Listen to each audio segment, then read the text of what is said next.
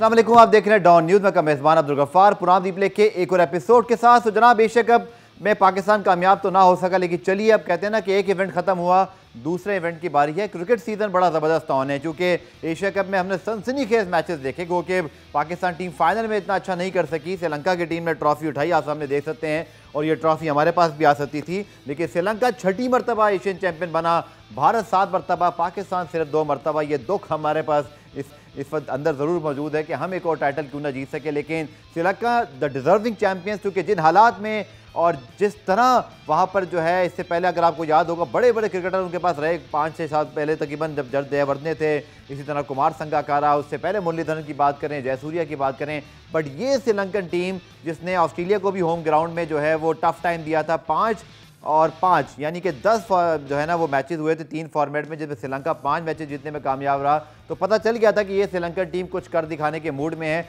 और फिर ऐसा ही हुआ। बहरहाल श्रीलंका को हमने ज़रूर प्रेस किया, लेकिन पाकिस्तान से क्या गलतियां हुई, और फिर अब आपको पता है कि बिल्कुल भी टाइम नहीं है, क्योंकि इंग्लैंड की टीम भी चंद दिनों में पाकिस्तान आने वाली है, और फिर पाकिस्तान इंग्लैंड की सीरीज़ जो है वो पाकिस्तान में शुरू होगी, जिसमें 4 मैचेस पहले कराची में हैं, फिर 3 मैचेस लाहौर में हैं, और उसके बाद ट्राई सीरीज़ और फिर वर्ल्ड कप। स्कॉट की अनाउंसमेंट भी आजकल में मतवक्के है, इस पर हम ज़रूर बात करेंगे, लेकिन पहले यकीन तौर पर हम थोड़ा सा एशिया कप की बात करते हैं। मेरे साथ मौजूद है हमारे स्पोर्ट्स रिपोर्टर रज़ा कलीम। रज़ा, बहुत शुक्रिया ज्वाइन करने के लिए। अब ये मनाजिर देखकर जो श्रीलंका ट्रॉफी सेलिब्रेट, हमें थोड़ा सा दुख भी हो रहा है कि शायद हमारी टीम भी हो सकती थी, क्योंकि 58 पे 5 आउट रहा, और उसके बाद हम किल के लिए नहीं जाते हैं। उसके बाद फिर हम जब बैटिंग करते हैं तो हमारे ओपनर जब आउट होते हैं 13 पॉइंट समथिंग ओवर्स में एक पार्टनरशिप के बाद भी, तो आस्किंग रेट 16 का होता है। मतलब मैं तो इस बात पे बड़ा फर्म बिलीवर हूँ कि श्रीलंका ने ज़रूर अच्छा खेला, लेकिन आप भी तो बुरा खेले हैं। आप उनको ऐसी सिचुएशन में लाकर जहां आप टोटल मैच को डोमिनेट कर सकते थे, आपने खुद मैच में उनको आना, मैं ये नहीं कह रहा डिलिबरेटली नहीं, ऑब्वियसली ऐसा नहीं कह रहा, लेकिन आपकी हिकमत अमली ठीक नहीं थी। बिल्कुल ऐसा ही है, हिकमत अमली पाकिस्तान की बिल्कुल मेरे ख्याल से उस प्लान को पाकिस्तान समझ ही नहीं पाया जब श्रीलंका ने काउंटर करना शुरू किया, क्योंकि पाकिस्तान ने शुरू में ये पूरे T20 वर्ल्ड कप में वो करते आए हैं, श्रीलंका का मैच, बांग्लादेश का मैच, और आप और मैं अक्सर ये, और पुराने में भी हमारे गेस्ट के साथ बात होती थी कि उनका मिडल ऑर्डर बहुत खतरनाक है, इवन लेट मिडल ऑर्डर भी, और 5 खिलाड़ी आउट होने के बाद भी they able to post 170 for 6। Exactly. देखें श्रीलंका बड़े बड़े चेस करके आ रहा था, और टफ कंडीशन में चेस करके आ रहा था। उसने अफगानिस्तान के खिलाफ, उससे पहले बांग्लादेश के खिलाफ, इंडिया के खिलाफ, और हर मैचेस में राजपक्षे का बहुत इंपॉर्टेंट रोल रहा था। वो आके अटैक करते हैं। कल के परसों जब ये मैच ख़त्म हुआ, उसमें जब राजपक्षे से बात हो रही थी, उन्होंने यही बोला कि हमारे पास 2 ऑप्शन थे, या तो हम डिफेंसिव अप्रोच अपनाएं या फिर हम रन्स करें। 80 पे हम आउट भी हो सकते थे, लेकिन हमने अटैक किया, उसमें वो कामयाब हुए। मेरे ख्याल से पाकिस्तान को उस वक्त जो हिकमत अमली थी पाकिस्तान की, वो मेरे ख्याल से एग्जीक्यूट सही से नहीं कर सके। मोहम्मद नवाज से उस वक्त ओवर ना करवाना मेरे ख्याल से बड़ा क्वेश्चन है। अगर उस वक्त एक फास्ट बॉलर लगा दिया जाता, 1-2 विकेट और मिल जाती, तो पाकिस्तान मेरे ख्याल से उस मैच को पकड़ लेता। यही गलती बाबर से हुई थी श्रीलंका के खिलाफ पिछले मैच में भी। आप ठीक है 121 शायद हम ऑल आउट हुए थे, 29 पे 3 हमने आउट कर लिए थे। वहाँ पर भी हारिस और हसनैन, या फिर अगर नसीम शाह तो नहीं थे उस मैच में, लेकिन हमने देखा कि बजाय इसके कि हम 29 पे 3 के बाद किल पे जाते। ये किल की जो इस्तिलाह है, ये बेसिकली इंग्लिश में वो कहते हैं उनके कमेंटेटर के, जब आप मैच में गिरफ्त आपकी मजबूत होना, आप ख़त्म कर दें मैच को। वो ख़त्म कैसे करें? वो इस तरह होता है कि आप अनयूजुअल सर्कमस्टेंसेस बना लें, यानी कि आपके उन बॉलर्स ने जिन्होंने आखिर में ओवर करने हैं, आप भूल जाएं कि आपने आखिर तक जाना है, क्योंकि आखिर तक जाने का मतलब ये कि हरीफ टीम मैच में वापस आ गई। आप उनके 4 ओवर वहीं ख़त्म कराएं, किसी के 3 कराएं, और आप एक रिस्क लेते हैं, लेकिन वो रिस्क होता है पॉजिटिव, क्योंकि हरीफ टीम पहले गिरी होती है, आपने उसको एक धक्का और देना होता है। यही गलती बाबर ने रज़ा उस मैच में भी की थी। 29 पे 3 आउट होने के बाद अचानक से हसन अली आए आउट ऑफ फॉर्म, फिर उस्मान कादिर जो पहला मैच खेल रहे थे, दीगर स्पिनर्स आए, तो कोई मतलब आप समझते हैं लर्निंग तो उस मैच से हो जानी चाहिए थी। कल तो 58 में 5 पर हमें तैयार होना चाहिए था कि अब हमने क्या करना है, लेकिन शायद कॉपी बुक स्टफ करते हैं हम। मेरे ख्याल से शायद या तो ओवर कॉन्फिडेंट हो गए, या फिर गलती से सबक सीखा ही नहीं हमने। उस मैच को हमने बिल्कुल, जो श्रीलंका वाला आखिरी मैच था, उसको हमने, या तो पाकिस्तान ने बिल्कुल ऐसे ले लिया, बस मैच है उसको खेल लिया, ना उससे कोई लर्निंग हासिल की ना। लेकिन रज़ा, मैं आपसे एक तलाश करूँगा, वो इसलिए कि भारत जो है वो अपने श्रीलंका के खिलाफ डेड रबर में रोहित शर्मा कैप्टन को बिठा देते हैं, फिर विराट कोहली को ओपन करा देते हैं। उन्होंने तो इतना हल्का ले लिया, कैप्टन ही बैठ गए। हम तो बल्कि सीरियस ले लेते हैं। आप देखें ना कि तब्दीलियां हमने की, मैं आपकी बात समझ रहा हूँ, लेकिन मैं तंजन कह रहा हूँ कि हमने पूरा का पूरा सेम बैटिंग ऑर्डर खिलाया, हमने कुछ तब्दील भी नहीं करना चाहा ना। अब रोज बेशक फ़खर जमान की कारकर्दगी अच्छी नहीं है, लेकिन अगर हम देखें रज़ा, तो रज़ा कलीम या आप मानेंगे कि फ़खर ज़मान नेचुरल नंबर पर नहीं खेल रहे थे, इसलिए उनके साथ मैं हमेशा ही कहूँगा कि अनफेयर रहा है कि वो ओपनर होकर नंबर 3 पे खेलते हैं। लेकिन चलिए रज़ा, आप तो हमारे साथ मौजूद हैं, या मिर्ज़ा इकबाल बेग साहब ने भी हमें जो है वो ज्वाइन किया, उनसे बात करते हैं। इकबाल भाई, यकीनी तौर पर जो मनाजिर अभी हम श्रीलंका की ट्रॉफी लिफ्टिंग के देख रहे थे, इसको देख के इसलिए दुख हो रहा था कि 58 में 5 आउट करने के बाद ये ट्रॉफी हमारी भी हो सकती थी। सर, ये जो डिफेंसिव माइंडसेट है ये क्यों है? क्या कोई इनसिक्योरिटी है? क्या अपने रिकॉर्ड्स बनाने हैं? क्या हमें पता नहीं है क्रिकेट का? ये हुआ क्यों है सर? अब्दुल गफ्फार, एक तो मैं समझता हूँ कि कप्तानी की बहुत बड़ी गलती थी कि जब उनके 58 रन पे 5 आउट हो गए थे, उसके बाद हमने अपने हाथ से मैच को खुद फ्लिप किया। हालांकि आपके फास्ट बॉलर्स मौजूद थे, आपने उनको ट्राई नहीं किया, उनको फ्री हैंड दिया।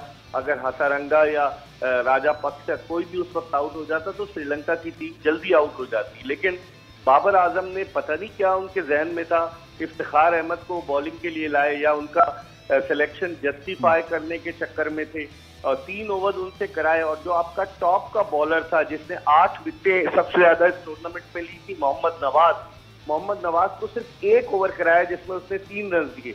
तो स्ट्रैटेजी मेरी समझ में नहीं आई कि बाबर आजम ने क्या स्ट्रैटेजी इख्तियार की। फिर दूसरे आपके ड्रॉप कैचेस जो थे उसकी वजह से भी बड़ा फर्क पड़ा।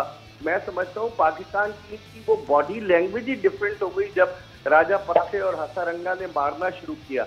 आप देखिए, वो लोग अटैकिंग क्रिकेट खेल रहे थे, हमें फियर ऑफ डिफीट था, ऐसा लग रहा था। हालांकि हमारी टीम उनसे कहीं ज्यादा तजुर्बाकार तगड़ी टीम है। उनकी टीम में आप देखें कि 2-3 प्लेयर्स ही ऐसे थे, कौशल मेंडिस, उसके अलावा कप्तान दसुन शनाका और लेग स्पिनर हसारंगा। बाकी सारे उनके जो है वो यंगस्टर्स थे कि जो स्ट्रगल कर रहे थे टीम को अपनी आगे ले जाने के लिए और टीम में अपनी जगह बनाने के लिए। तो मैं समझता हूँ कि यहाँ पर बाबर आजम से कप्तानी की बड़ी ब्लंडर हुआ, उनसे कप्तानी की गलती हुई। खुद भी वो अंडर प्रेशर थे क्योंकि इस पूरे टूर्नामेंट में बाबर आजम ने सिर्फ 68 रन बनाए और उनसे बड़ी तवक्कुआत वाबस्ता थी। तो मेरे ख्याल में ये फियर ऑफ जो फेलियर है ना, और जो शिकस्त का खौफ है, वो पाकिस्तान के लिए बड़ा ही डरावना ख्वाब साबित हुआ। बड़ा अच्छा एक्सप्लेन किया इकबाल साहब आपने कि कप्तानी का ब्लंडर, फिर पाकिस्तान की जो थी उसने भी कहते हैं ना कैचेस विन मैचेस, तो टूर्नामेंट में फाइनल में अगर आप कैचेस छोड़ रहे हैं तो फिर तो कोई भी टीम आपको जो है वो चांस नहीं देगी। लेकिन सर बैटिंग में बहुत मुश्किल है सर इस चीज़ को अंडरस्टैंड करना। पाकिस्तानी फ़ैन की हैसियत से जो हम रिजवान बाबर की तारीफ़ें करते हैं उनको डिज़र्विंगली ऑब्वियसली पूरी दुनिया में बड़े प्लेयर से मिलाते हैं। चलिए रिजवान जो आउट हो गया सर उसकी तो बात क्या कीजिए, क्योंकि बाबर का बैट पैच चल रहा था। सर 13.2 ओवर्स में सर हमारी तीसरी विकेट गिरती है, 93 for 3 होते हैं हम।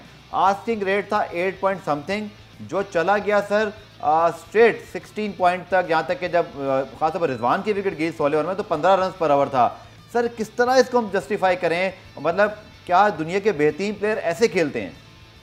देखिए, मुझे तो लग रहा है कि रिजवान अपने लिए खेल देते हैं। हालांकि no doubt he is an excellent batsman, लेकिन जिस तरह से वो बैटिंग कर रहे थे कि आप देखें 55 रन 49 गेंदों पर। T20 क्रिकेट में इस तरह से नहीं होता।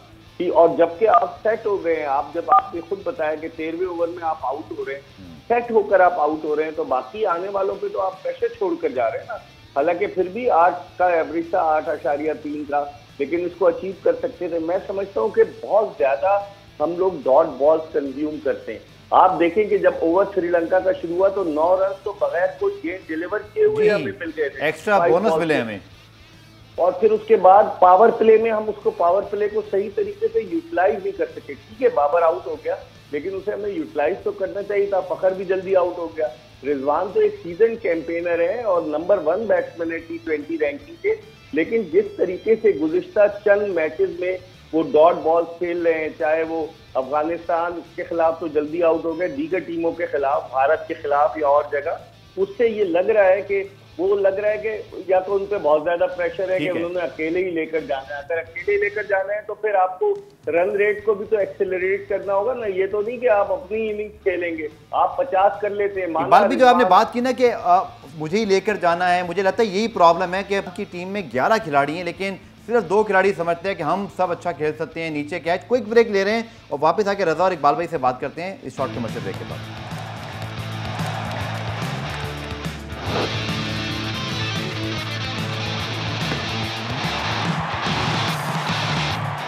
सिलसिले में खुशामदीद। और इससे पहले मैं रज़ा कलीम की तरफ बढ़ूँ, जो कि स्क्वाड की अनाउंसमेंट और उसके साथ हमारी फ्यूचर प्लानिंग क्या होनी है इकबाल भी, लेकिन आपका पॉइंट जो था उस पर मेरा एक सवाल ये था कि सर आपके पास मिड ऑर्डर जैसी भी है सर, क्या कोई भी शोबाजात, क्रिकेट छोड़िए सर, कोई भी शोबाजात आपके चाहे दफ्तर के मामला हों, घर के हों, आप किसी शख्स पर जिम्मेदारी डालें तो वो सीखता है, फिर उसके बाद आपका बैकअप बनता है, कॉन्फिडेंस बिल्डिंग होती है, ये लीडरशिप क्वालिटीज़ आपको मेंटेन करनी होती हैं एज अ कैप्टन। ये सर कैसी लॉजिक है कि रिजवान रन नहीं करेंगे तो नीचे कौन करेगा? तो सर नीचे पाकिस्तान के प्लेयर ही खेल रहे हैं ना, या वहाँ पर कोई और कीनिया या रवांडा के प्लेयर खेल रहे हैं? जी इकबाल भाई। हाँ, मुझसे आप पूछ रहे हैं, बिल्कुल आपने सही कहा कि भाई बाकी 11 प्रोफेशनल क्रिकेटर्स हैं, लाखों रुपए लेते हैं T20 क्रिकेट खेलने के, तो आखिर उनकी क्या जिम्मेदारी है? अब आप देखें आसिफ अली ने कितनी गेंदें खेली हैं इस एशिया कप में और किस तरीके से वो आउट हुए। आसिफ अली ने लास्ट ईयर 4 जो छक्के लगाए थे अफगानिस्तान के खिलाफ, उसके बाद वो हीरो बन गए थे, लेकिन फिर उनकी परफॉर्मेंस क्या है? उनको घुमा फिरा के ले आते हैं। इफ्तिखार अहमद 2016 से इंटरनेशनल क्रिकेट खेल रहे हैं, उनकी क्या परफॉर्मेंस है? कल भी उन्होंने जो 32 रन 31 गेंदों पर बनाए, आप अंदाजा लगाएं कि इसका मतलब है आप सिर्फ अपने लिए खेल रहे हैं। जो रिजवान पे इल्जाम लग रहा था कि वो सेल्फिश खेल लेते तो ये भी सेल्फिश खेले। फिर आप देखें खुशदिल शाह को, खुशदिल शाह टैलेंटेड है, कहते हैं बड़े अच्छे फिनिशर हैं, उन्होंने वेस्ट इंडीज के खिलाफ अच्छी बैटिंग की वनडे में, लेकिन जिस अंदाज से वो आउट हो रहे हैं कि गेंद को ग्राउंड के बाहर फेंकने की कोशिश में, कल भी वो थर्ड मैन पोजीशन पर कैच आउट हुए, इससे पहले भी वो कैच आउट हुए, तो गलतियां तो है ना इस मिडिल ऑर्डर को। ये वल्नरेबल मिडिल ऑर्डर है, इसमें जो है वो किसी एक स्टेबल बैट्समैन को डालना जरूरी होगा। कब तक दोस्ती यारी निभाते रहेंगे? एक बॉलिंग ऑलराउंडर था फहीम अशरफ, वो अब नहीं है टीम में। शोएब मलिक को आप कहते हैं उसकी उम्र ज्यादा हो गई। शान मसरूद को आपने दीवार से लगाया हुआ है। फिर और भी कई प्लेयर्स हैं, कामरान गुलाम ने डोमेस्टिक में रन किए और इनको खिलाड़ी नजर नहीं आते डोमेस्टिक में, इनको सिर्फ घूम फिर के यही 3-4 प्लेयर्स नजर आ जाते हैं। हसन अली को बिल्कुल वो रस्सी है, अगर शाहीन आफरीदी अनफिट हो जाता है तो हसन अली को आप लेके जाते हैं। हसन अली ने क्या कर लिया, उसको कहते हैं ये बैटिंग भी अच्छी कर लेता है, जैसे वो आउट हुआ आपने खुद देखा। मेरे ख्याल में दोस्ती यारी से बालातर होकर हमें पाकिस्तान के लिए सोचना होगा, क्योंकि ये पाकिस्तान की टीम है।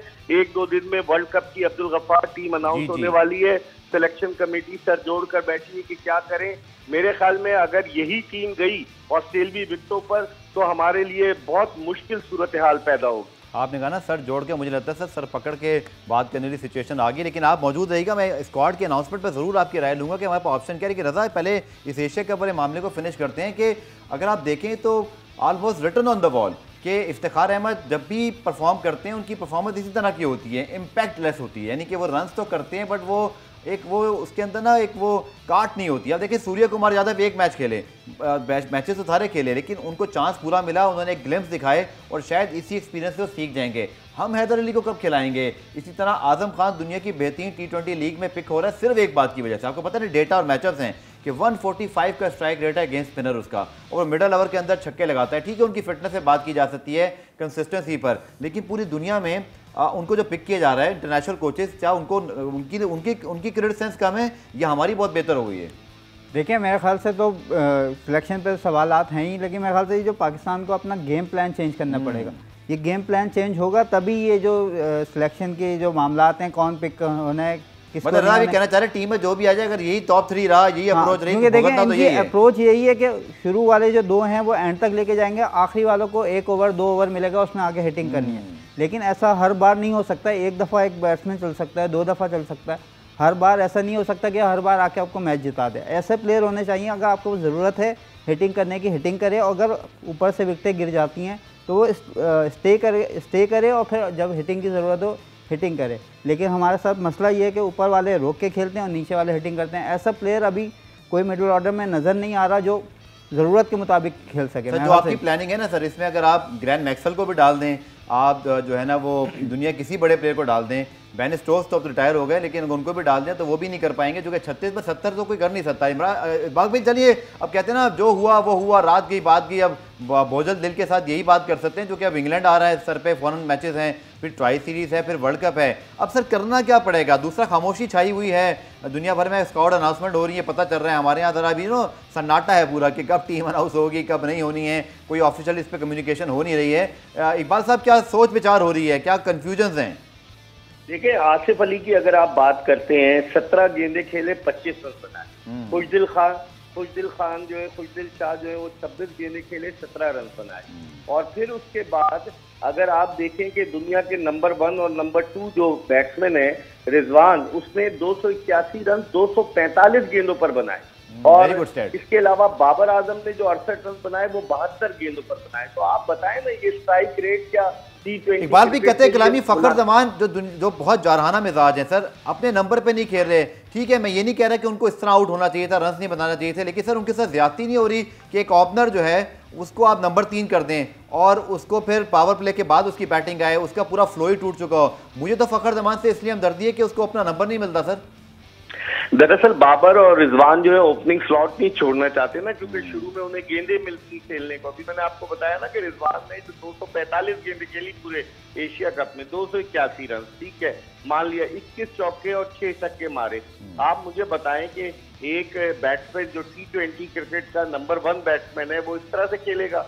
तो आपने बिल्कुल सही कहा कि बाबर आजम सर माजरत के साथ ये जो रैंकिंग्स हैं ये ज्यादा जरूरी हैं हमारी इंडिविजुअल परफॉर्मेंसेज या ट्रॉफी जीतना? सर श्रीलंका को देखें ना, कौन सा बड़ा नाम उनके पास है, कोई रैंकिंग नहीं है, लेकिन आज ट्रॉफी लेके आई होप के अब वो पहुंच चुके हैं, सेलिब्रेशन हो रही है। दुनिया और कौम तो सर ये देखना चाहती है ना, माजरत के साथ जो फैंस हैं, मैं भी बहुत बड़ा मद्दाह हूँ रिजवान बाबर का, लेकिन सर इंडिविजुअल रैंकिंग से दिल खुश नहीं होता सर, ट्रॉफी से होता है। सही कह रहे हैं आप, ये इंफरादी कारकर्दगी जो है वो मुल्क की कारकर्दगी से ज्यादा अच्छी नहीं होती। अगर आप अपने मुल्क के लिए बेशक आप 200 के बजाय 100 गेंदे खेले और पाकिस्तान जीते तो फिर उस वक्त मजा आता है।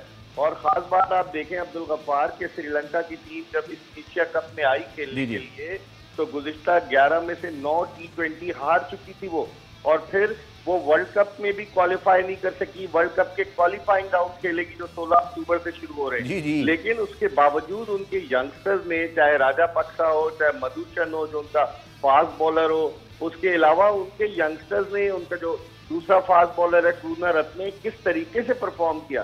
सिर्फ 2-3 ही प्लेयर थे ना, दसुन शनाका उनका कप्तान, कौशल मेंडेज और हसारंगा, उनके अलावा कौन सा ऐसा नॉन क्रिकेटर था उस टीम में? तो उनमें एक जज्बा था, जोश था। हमारी टीम बिल्कुल ही बैठ गई। आप 55 पे 58 पे 5 आउट करके आप 170 करा देते हैं, तो इसका मतलब है आपकी टीम में वो कैपेबिलिटी नहीं है। अगर आप यूएई की विकेटों पे नाकाम हो रहे हैं तो ऑस्ट्रेलिया की विकेटों पर जाकर आपके साथ क्या होगा, जहाँ गेंद बिल्कुल तेजी से निकलती है। इफ्तिखार क्या करेगा, खुशदिल शाह क्या करेगा, आसिफ अली क्या करेगा, फखर जमान की आपने बात की, उसको बजाय 1 डाउन के उसको इनिंग्स ओपन करानी चाहिए, जिससे वो 6 ओवर्स के पावर प्ले का बहुत अच्छा इस्तेमाल करता है। लेकिन यहाँ पर वही, और शान मसूद को मैंने पहले कहा दीवार से लगाए हुए, आप उसको लाते नहीं है। तो ये अपनी जाती टीम ना बनाए, ये पाकिस्तान की टीम है। लोग बड़े उदास हैं, कल आपने वीडियोस देखी होंगी अब्दुल गफ्फार, लोग रो रहे थे कि पाकिस्तान को जीतना चाहिए था लेकिन पाकिस्तान नहीं जीत सका। ये अलमिया है पाकिस्तान क्रिकेट का कि जो लैपटॉप चीफ सेलेक्टर हैं वो अपनी मर्जी से टीम बनाते हैं, या तो वो अपनी मर्जी से बनाते हैं या उन्हें कोई पर्ची पे टीम लिख के दे देता है। अभी वो मुल्तान में मौजूद है, वो कह रहे हैं कि जी कोचेज जो है हर टीम के जो सूबाई एसोसिएशन से उनसे बात कर रहे हैं, कौन सी मीटिंग होती है, क्या बात कर रहे हैं। 2-3 दिन रह गए के अनाउंसमेंट में वर्ल्ड कप के लिए। मैं समझता हूँ एक बड़ी मुश्किल सूरत हाल है पाकिस्तान क्रिकेट। चलिए वहाँ से प्लीज हमारे साथ मौजूद रहेगा, एक और 2 सवाल आपसे करने हैं स्पेशली T20 स्क्वाड पर, और फिर रिजवान जैसे इंजरी के मसाइल भी सर हैं, ये डिसिप्लिन के मुझे मसाइल भी दिखाई दे रहे हैं कि आप इंजर्ड हैं लेकिन आप स्क्वाड के साथ मौजूद हैं, और इस तरह के फैसले मैंने माजी में कभी नहीं देखे। डिस्कस करते हैं शॉर्ट ब्रेक के बाद।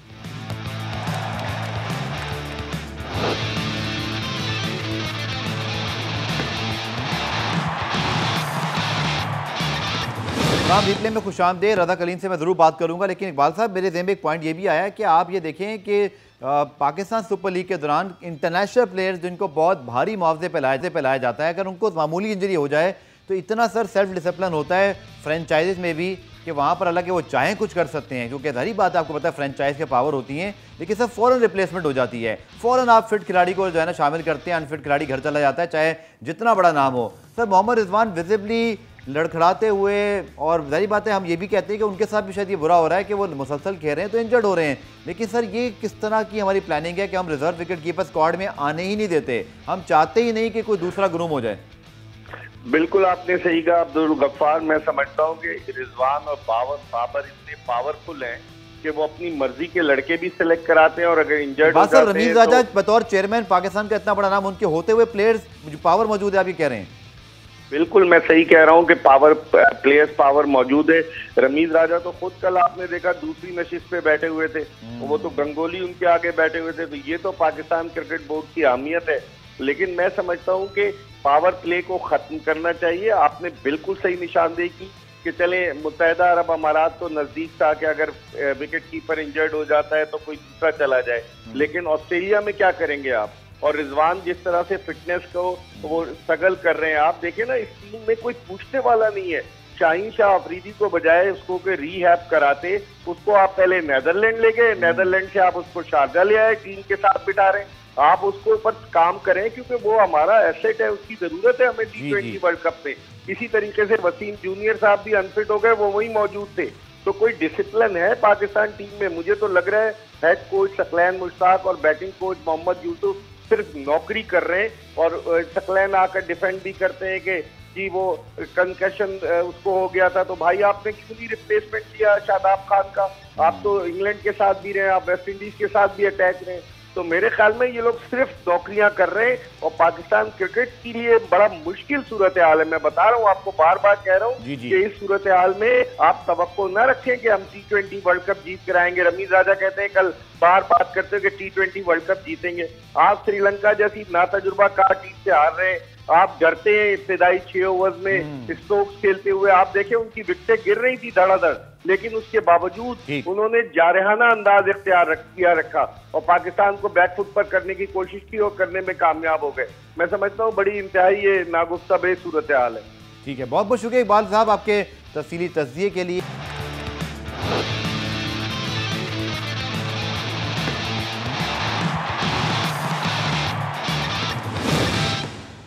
अब रमीज़ राजा का इकबाल साहब ने जिक्र किया, मेरे ख्याल में अगर रमीज़ राजा चेयरमैन पीसीबी ना होते, और हम सब भी उनके तबसरे बड़े शौक से सुनते रहे हैं, और सच्ची बात है कि बहुत दफ़ा तो हमने उनसे ही पॉइंट लिए।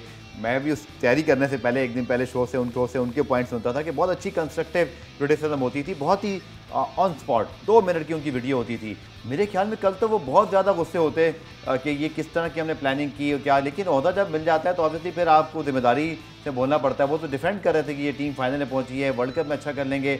वर्ल्ड कप में अच्छा तब करें ना जब हमें 58-5 हमारे आउट हुए होते और श्रीलंका मैच जीत जाता। चले ऑफ डे हो गया, एक ज़बरदस्त स्पेल हो गया, शाहीन या नसीम की तरह किसी ने अनप्लेबल बॉल करा दी, हम तो खुद पोजीशन सरेंडर करके हारने वाली अप्रोच से खेल रहे हैं।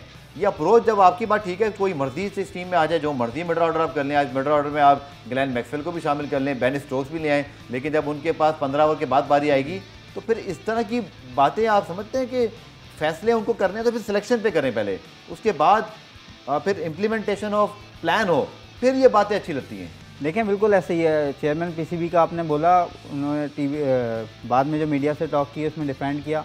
मेरे ख्याल से वो यही कर सकते थे, चेयरमैन ने अपनी टीम को मीडिया के सामने तो कुछ नहीं कर सकते, लेकिन वो ये तो कर सकते हैं ना कि वो टीम, मैं ये नहीं कह रहा इंटरफेरेंस करें, लेकिन जहाँ वो देख रहे गलती है उसको सही करवाएं। मैं यही कहना चाह रहा हूँ कि भले से उन्होंने टीवी पे बोल दिया, लेकिन वो टीम के साथ डिस्कस करें, जहाँ गलतियाँ हैं उसकी निशानदेही करें। जैसा आपने बताया रमीज राजा ग्रेट क्रिकेट माइंड है, ग्रेट क्रिकेट माइंड है, तो हम सब यही मानते हैं कि उनको इंटरफेरेंस, मैं तो खुद कह रहा हूँ कि ये कहते हैं कि नहीं करना चाहिए, मैं तो कह रहा हूँ रमीज राजा साहब अब कीजिए, जो कि इस टीम को इंटरफेरेंस की जरूरत है, अभी आप जैसे शख्स। लेकिन जिस तरह अभी थोड़ी देर पहले बात हो रही थी बाबर और रिजवान की प्लेयर पावर की, मेरे ख्याल से ये रमीज राजा की रीवी है। रमीज राजा का आपने देखे होंगे अक्सर बयानात, वो कहते हैं कि कैप्टन जो है पावरफुल होना चाहिए, उसके पास सारे इख्तियारात होने चाहिए। मेरे ख्याल से रमीज राजा ने बाबर को इतने इख्तियारात दिए हैं कि वो अपनी मर्जी की टीम सेलेक्ट करते हैं।